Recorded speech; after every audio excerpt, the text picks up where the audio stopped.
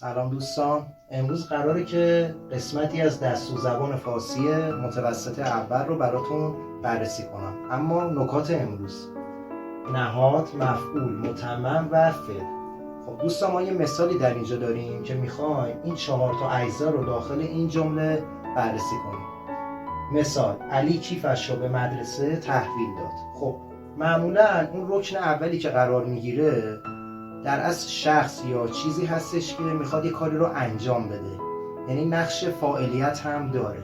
پس بنابراین در اینجا علی میشه نهاد ما. قسمت بعدی مفعوله. خب هر کلمه ای که قبل از را قرار بگیره نقش مفعولی پیدا میکنه و نشانه مفعول هم راه. بنابراین اول ما نشانه مفعول رو پیدا میکنیم، یعنی را میشه نشانه مفعول و کلمه ای که قبل از این را میاد میشه خود مفعول. این هم میشه مفعول.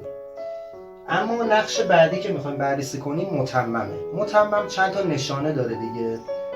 به عنوان مثال از، در، با، به، برای و غیره. هر وقت این نشانه ها به کار اومد ما بعدش کلمه که قرار گرفته رو متمم مینامیم.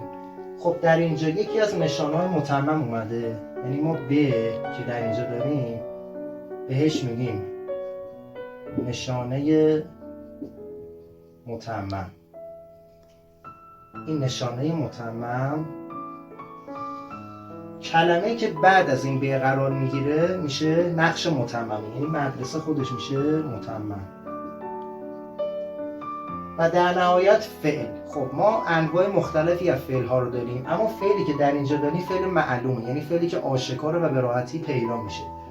خب اینجا تحویل داد، همون تحویل دادن حالت مصدری هم داره. این میشه فعل ما که البته این فعل از نوع معلوم یا آشکار هستش. برای دیدن آموزش‌های بیشتر پیج یوتیوب من رو سابسکرایب کنید تا از ادامه مطالب جا نمونید. موفق باشید.